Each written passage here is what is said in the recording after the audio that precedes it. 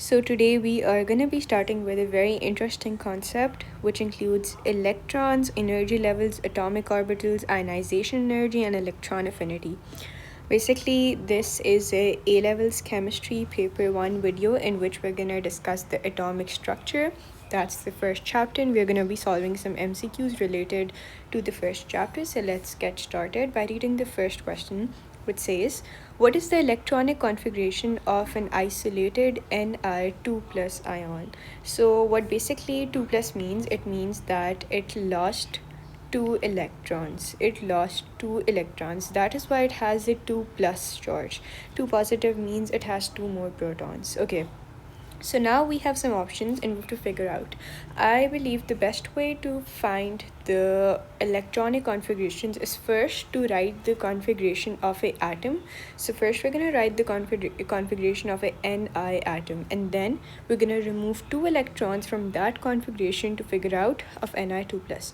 So let's go to the periodic table, and we have this as nickel right here. So what we're going to do is we're going to figure out that nickel is in the D kind of in the D group. So this one right here, the first one, which includes hydrogen, this one right here, this beryllium lithium one, this is the S group. And this one right here, the non-metal one, which includes boron, carbon, nitrogen, this is the P. And the central one is the D.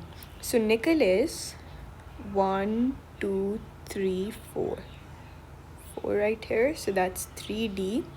1, 2, 3, 4, 5, 6, 7, 8. 3D8.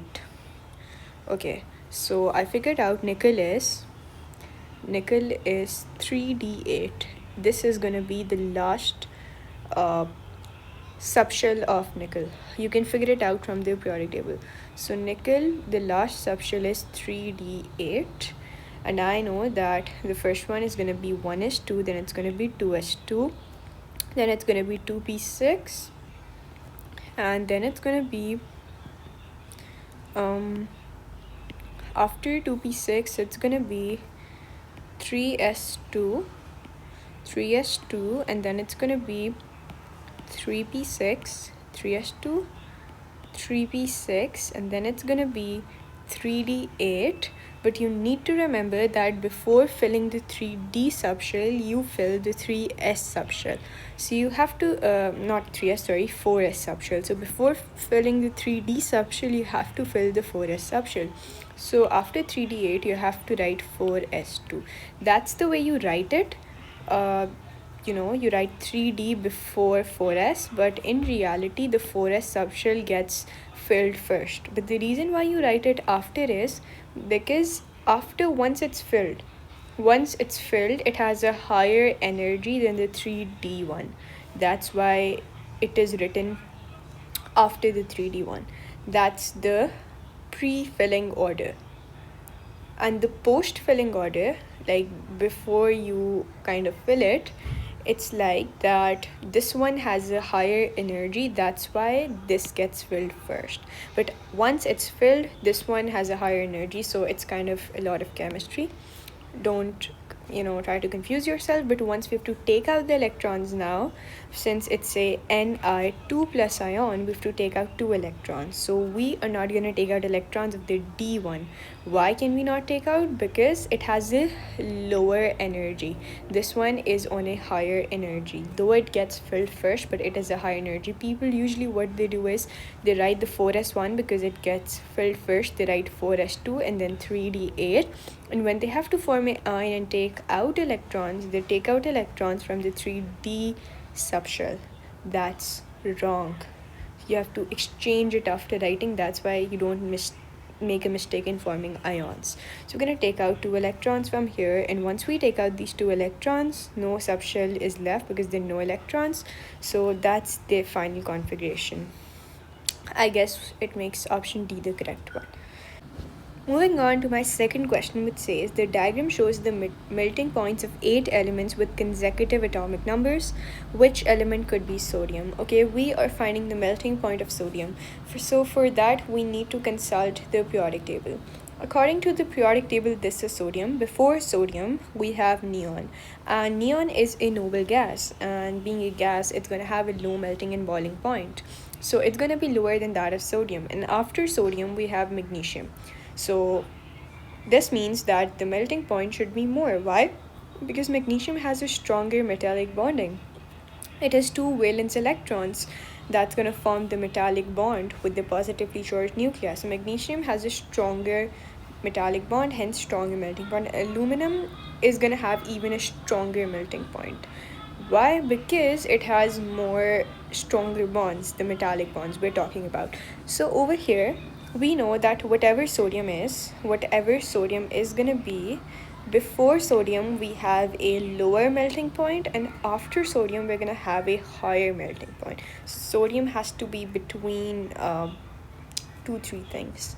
So let's check out what is going to be sodium. Okay, if we think A is sodium, I don't think it's going to be sodium, because after sodium you have magnesium and the melting point should increase, so that's incorrect. So if we consider B as our sodium, after sodium it should increase.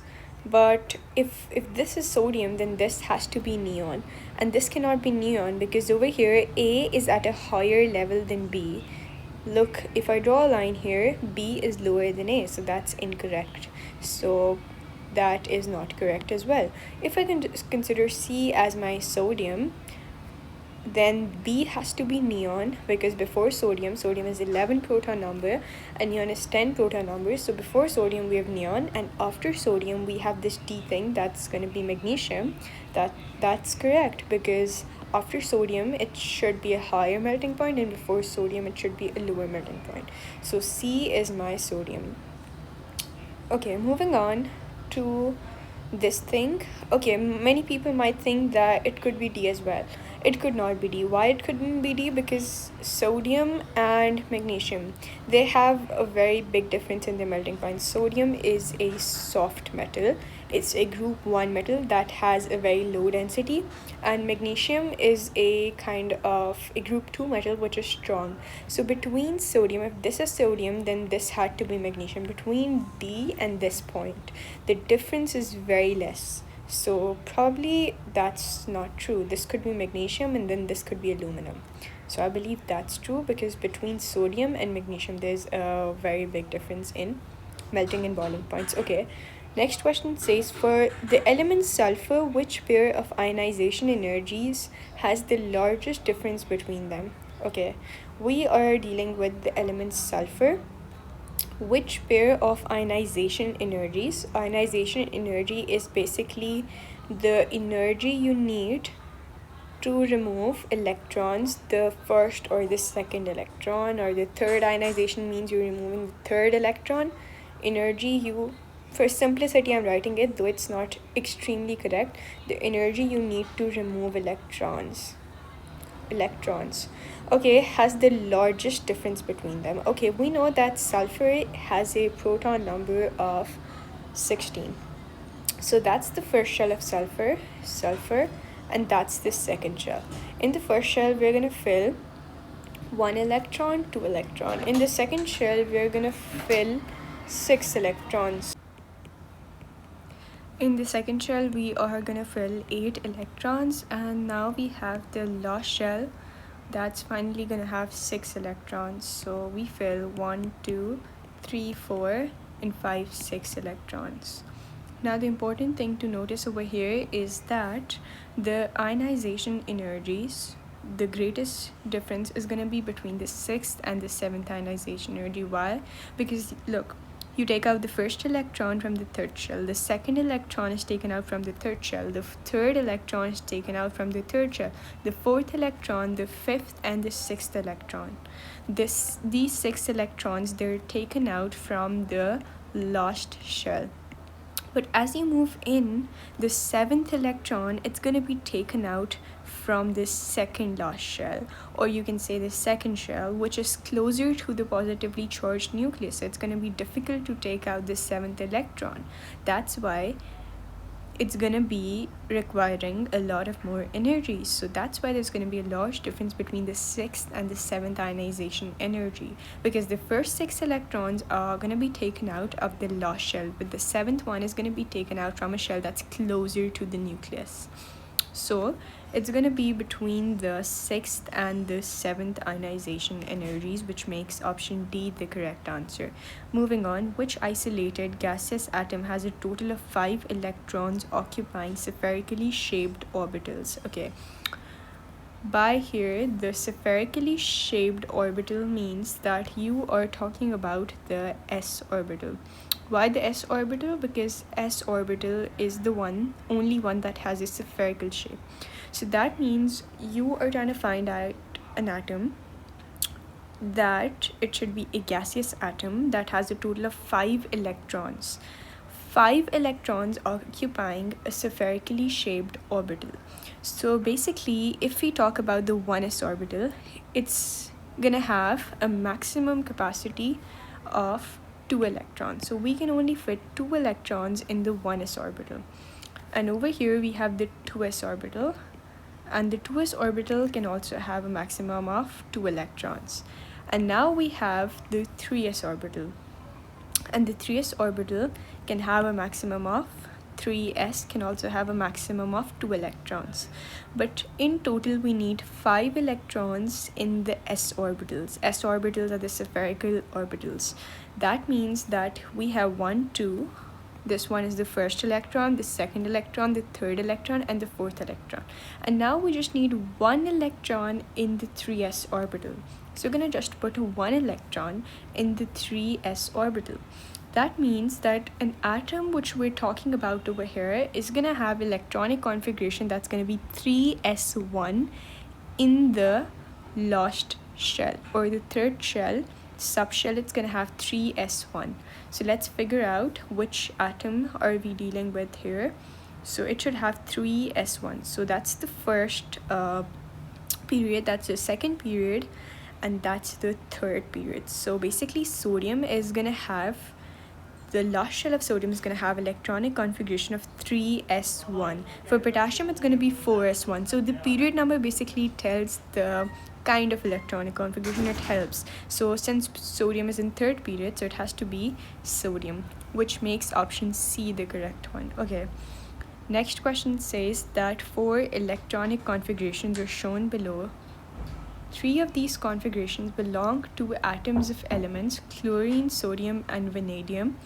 Which electronic configuration belongs to an atom of another element? Okay, so we just have to figure out that we are not dealing with chlorine, sodium, or vanadium. We need to find out another electronic configuration. Okay, so let's first find out for sodium. I guess this one's for sodium because it's 3s1 and we've just done it. So let's write sodium over here. The second one, I guess it belongs to chlorine. Let's see, because from the periodic table you can figure out the configuration. So here we have our chlorine. Chlorine is 2p1, 2, 3, 4, 5. So chlorine is going to be 2p, 3, let's see, it's 2p or 3p. So for chlorine we have to figure out either it's 2p or 3p. It's 1, 2, 3p. Okay, so that's 3p because chlorine is in the third period of the periodic table. So it has to be 3p5. So that's chlorine. Now we have to figure out for vanadium. Okay, we have 2 electronic configurations left. Both of them are exactly the same for us. Exactly the same. We have 3d3 and we have 3d6. So let's figure out what is vanadium, and whatever is not going to be vanadium, that's going to be the other element we're talking about. So vanadium is right over here. So that's 3d1, 2, and 3, because this red one is your D block, and in the D block you have those elements that have a electronic configuration that involves the D subshell. So that's 3d1, that's 3d2, and that's 3d3. So vanadium is 3d3. So this one's going to be vanadium, hence this is going to be your answer, 3d6, and that's the electronic configuration of 4, 5, 6 of a iron atom. So this is the next question, which says that the first ionization energies of 20 successive elements in the periodic table are represented in the graph. the letters given are not the normal symbols for these elements. Okay, we are given with the ionization energies of A till T elements, and we have 20 elements, and the letters given, they're not the symbols, they're just random letters that are used. Which statements about this graph are correct? So we have to choose the correct statement. First, let's interpret the graph. First, I'd like to say one thing, that as we move across the periods in the product table, what happens is that period 1, periods are basically the rows. I'd like to show you guys uh, the exact picture of a period, which is going to look something like this. So these numbers are basically the period. So this is period 1, this is period 2, period 3, period 4. So this number right here is the period number. Across the period, the ionization energies increase. We know hydrogen and helium are in one period. So this is hydrogen, this is helium. So they're in one period. But what's going to happen is that as we move from hydrogen to helium, ionization energy is going to increase. Why? Because there are a lot of reasons. Firstly, nuclear pull is going to be stronger, nuclear charge is going to be stronger, and helium is going to have a smaller size, the atomic radius is going to be smaller, there are going to be a lot of factors. But the thing is, as you move to second period, what happens is that the ionization of the second period elements, lithium, beryllium, they're going to be less than that of the first period.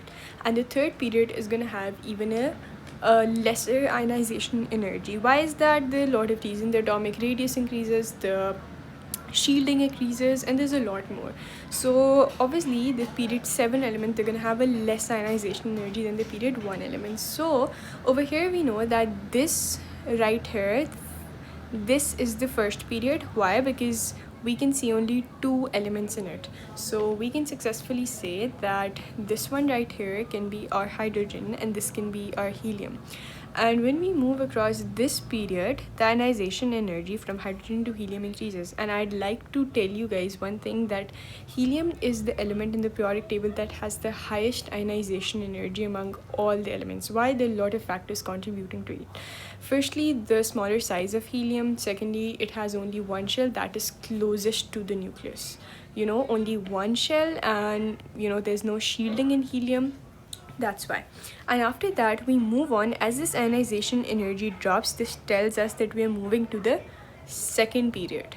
We're moving towards the second period. So that's why from here starts the second period. Ionization energy increases, then there's some dips, and the reasons for the dips. I'll tell you the reasons, but then it increases again, and over here we reach again the end of the period. Across the period it increases, and after the second period is ended, we again drop, and then again across the period it increases. So we are expecting this atom to be lithium. Why it to be lithium? Because lithium is gonna have the lowest ionization energy across period 2. Why? Because it has the lowest charge. It has the lowest charge. Nuclear pull, nuclear charge, it has only 3 electrons, whereas neon, we're expecting this element over here to be neon. This is going to be neon. Neon has the highest nuclear charge. It has 10 electrons, it only has 3 electrons, and the other reason is that shielding throughout a period is constant. Why? Because you have the same number of shells in a period. So shielding is going to be constant while nuclear charge increases, and atomic radius also decreases across a period. So neon is going to have a smaller radius than lithium. Why? Because there's a greater nuclear charge, greater electron pull that's pulling on those electrons. I hope you get me. And after that, we have the third period when it drops over here. So we're expecting this element to be sodium, and it increases across the period. This is going to be argon. On these tops, we have the noble gases. Why we have the noble gases? Because in the entire periods, the noble gases have the highest ionization energies because of several factors. They're stable, they have the lowest radius across atomic radius in the entire periodic table. They're very small, they have high nuclear charge. There are a lot of reasons, and then we expect this element to be, I don't know, whatever, but you get what I'm trying to say. Which statements about the graph are correct? Element B, J, and R are in group 0 of the periodic table. Okay, so for B, they're talking about helium probably. Yeah, that's in 0. For J, they're talking about neon probably. That's gonna be in group 0. And for R, I guess they're talking about argon.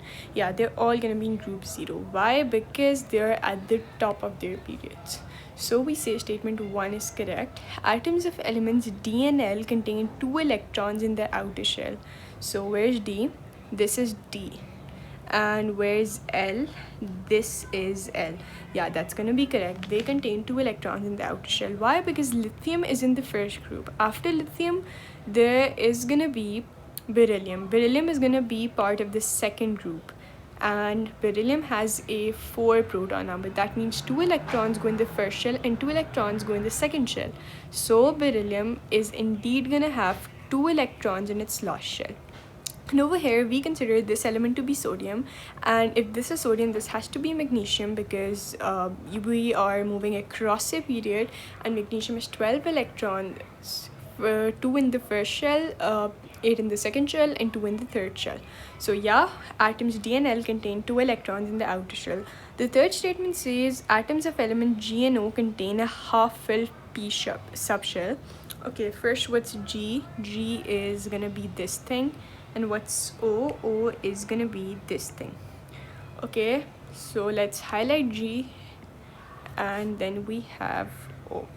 Okay, first let's figure out which group are we dealing with. So that's group 1, that's group 2, that's group 3, that's group 4, and that's group 5. So G is in group 5. And for O is group 1, group 2, group 3, group 4, and group 5. So O is also in group 5. So we have to check, do they have half-filled p subshell? If you move to the periodic table and you see group 5, this one is group 5. A p subshell basically has, so what we're expecting G to be is nitrogen, and what we're expecting O to be, it's phosphorus. We have to figure out one thing. This entire block from boron, carbon, nitrogen, oxygen, this is called the p block in the periodic table. So this is the S block, these 2 rows, lithium and beryllium. This is the S block, this one right here, but you're not gonna get it. Oh my god, this is such a colorful periodic table. We're dealing with temperatures right here. So this is a very nice periodic table that you can use. So what we're dealing with, these 2 are S block. This right here, the transition element one, is the D block, and this non-metal one is the this one is the your P block.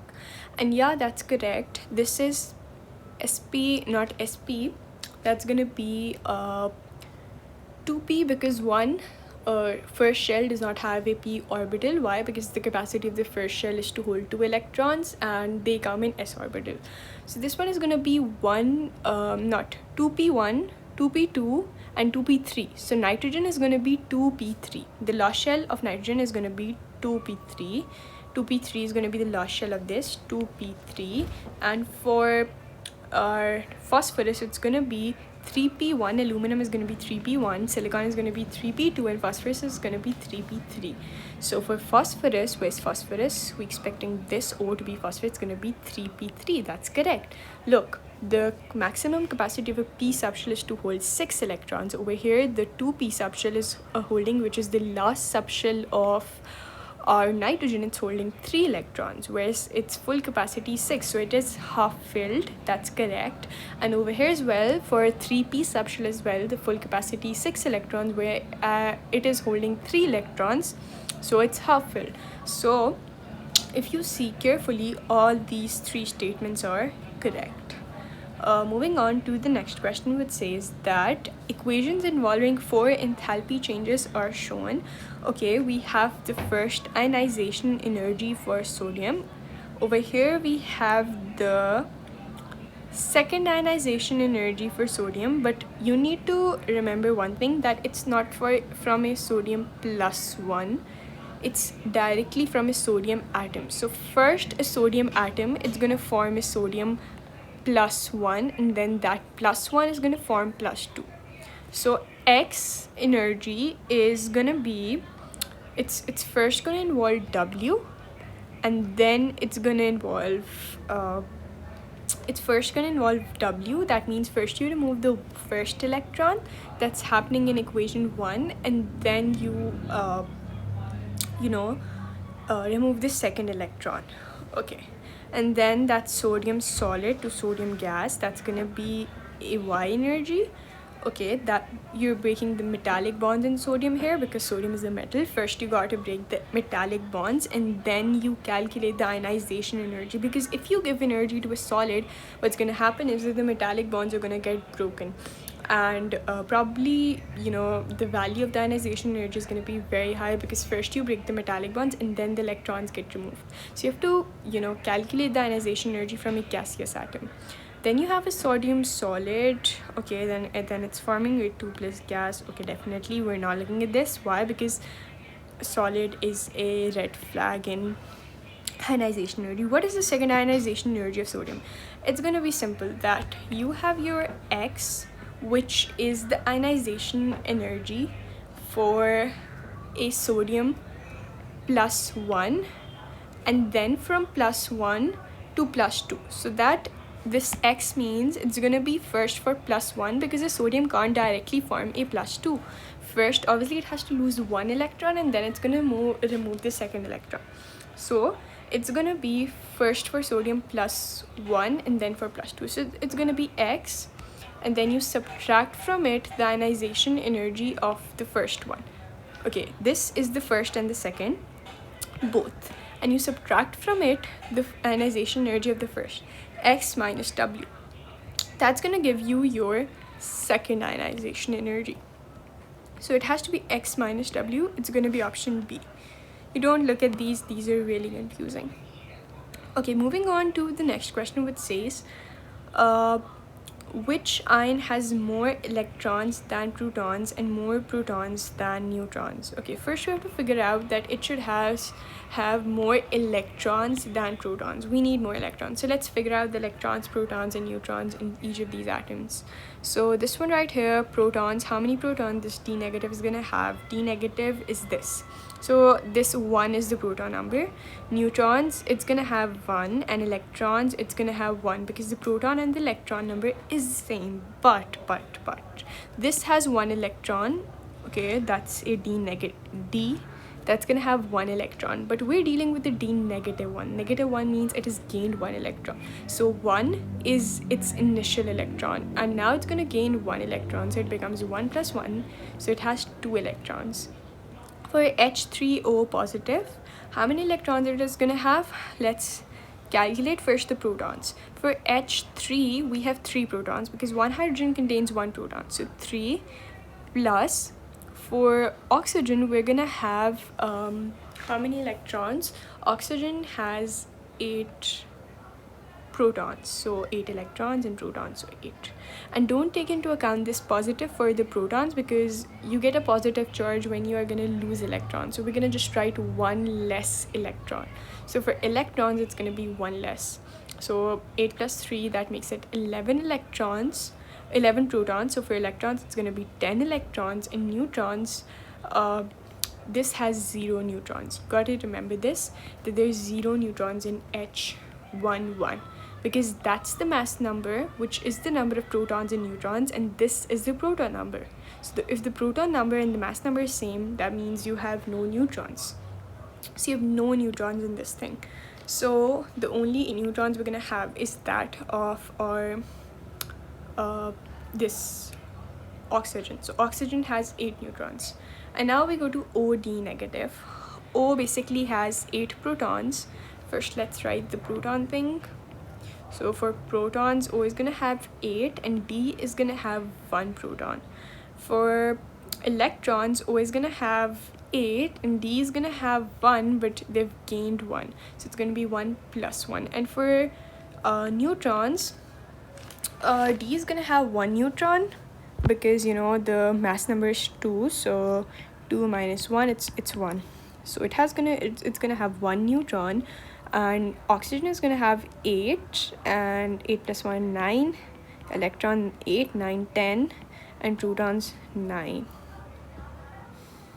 Okay, And now let's come to OH negative. OH negative is going to have how many protons? They're going to be 8, 9 protons. And electrons are going to be 10 because you have a negative. That means you have one more electron than proton. And neutrons, H does not has any neutrons and N has 8 neutrons. So let's now read the statement again. It says it should have, which ion has more electrons than protons? Okay, more electrons than protons. Okay, we have more electrons than protons here. We have we have less electrons than protons here. Over here we have more electrons, yeah, and over here we have more electrons. The second statement says and more protons than neutrons. Okay, that's correct. We have more protons. We have 9 protons and 8 neutrons. So which is gonna make option D the correct one? In which pair do both species have the same number of unpaired p electrons? So the only thing we're worried about is the electrons in the p subshell. Okay, let's first consider aluminum and oxygen. Aluminum is gonna be, it's a 2 negative. Aluminum usually forms a 3 plus sign, but over here you have to be careful, it's a 2 negative. That means it's gonna gain 3 electrons. So let's write the electronic configuration of aluminum first, and then we're gonna add 2 electrons in it to make it 2 negative. So where is aluminum? This is aluminum. So it's gonna be, that's the p block. It's in p block. So that's 1p, 2p. It's 2p1. So the last shell of aluminum is 2p1. That means it's gonna be 1s2, and then it's gonna be 2s2, 1 2 3 4, and that makes it 5. No, aluminum is 13. So 1s2, 2s2, 2p. Oh, I'm sorry, I guess it's gonna be 3p1. Okay, 1 2 3 4 6 7 8 9 10, and it's gonna be 3s2, and then it's gonna be 3p1. Yeah, that's correct. 1 2 6 7 8 9 10 11 12 13. We have 13 electrons, and now we have to add 2 electrons. So it's 2 negative. 2 electrons, they're going to be added into the p subshell. So 1 plus 2, that's going to make it 3. So it becomes 2p3 over here. Okay, that's for aluminum. For oxygen, 1 plus. Oh, that's so weird to consider oxygen having a 1 plus, but it can in chemistry. So let's write for oxygen 1 plus. It's gonna be 1s2, it's gonna be 2s2, it's gonna be 2p6, 1 2 3 4 10 electrons. Oxygen has 8 electrons, and a plus 1 means it is lost 1, so it should have 6 electrons. So we remove this from 2p, and then we write 1 2 3 4 5 6 2p2. So there are not same number of unpaired electrons in the p orbitals for sure. Oxygen has, oh no, it should be 2p3. Why 2p3? Because oxygen has 8 electrons, and 8 minus 1, we have to subtract 1 electron, it's going to be 7. So yeah, it has same number of electrons. I'm sorry. Okay, now we have nitrogen. Nitrogen is 7, so it's going to be 1s2, 2s2, and 2p3, and Cl2 plus. That means you have 15 electrons. Oh, and if you have 15 electrons, because this is chlorine, and now it's Cl2 negative or 2 positive? 2 positive. 2 positive means it's going to move 2 step backwards to phosphorus. And phosphorus and nitrogen, they're going to have the same number of electrons in their p orbital. Why? Because look, they're in the same group. So it's going to be, it's also going to be correct. C and Cl plus. So carbon and chlorine plus. Okay, for carbon it's going to be, carbon has 6, so 1s2, 2s2, and 2p2. 1 2 3 4 5 6. For chlorine plus 1, it's going to be, let's figure it out. Chlorine is chlorine is gonna be plus 1. It's gonna move towards sulfur, so that's gonna be, that's the 1s orbital. Okay, that's 2p, and that's 3p. So 3p 1 2 3 4, 3p4. It's gonna be 3p4, and chlorine, the last subshell, is gonna be 3p4. So that's incorrect. So it's only option 1 and 2. Okay, use of data booklet is relevant to this question. What species are the number of protons, neutrons, and electrons all different? Okay, they should be all different. Firstly, we find out the number of electrons over here are 10 because you have 9 and you have -1 charge, so you're going to gain 1 electron, and the number of neutrons is also 10, so it should be all different. Over here we have 12 neutrons, we have 11 protons, and we have 10 electrons, so I guess it's probably going to be this one. Over here we have the same number of protons and electrons because this is not an ion, this is an atom, and atoms have same number of electrons and protons. Over here, if we subtract 16 and 32, we're going to get 16, and that means we have 16 neutrons and 16 protons, so that's incorrect. We should have different numbers. And the next question says the first 6 ionization energies of 4 elements are given. Which element is most likely to be in group IV, that means group 4 of the periodic table? Obviously an element that's going to have a huge difference between the 4th and the 5th ionization energy. Why? Because if you're in group 4 of the periodic table, that means you have 4 shells like this. You have 4 electrons in your last shell. So for instance, this is an element which is in group 4 of the periodic table, so it's going to have 2 electrons in its first shell and 1 2 3 4 electrons in its last shell. So when it's going to lose the first electron, second, third, and fourth, the 5th electron is going to be removed from an inner shell. So when electrons is going to be removed from an inner shell, it's going to have a higher ionization energy. So there has to be a huge jump between the 4th and the 5th ionization energies. So I believe that over here, look at the 4th and the 5th. Over here, look at the 4th and 5th, 4th and 5th, 4th and 5th. So over here, we have a small jump, not a very, very big jump. Over here, we have a normal jump. Over here, we have a very big jump. From 6,000, we're going to 37,000. So it has to be option number C. And with that, that's the end of our video today. I hope you liked it. So please consider subscribing to our channel. That's going to mean a lot.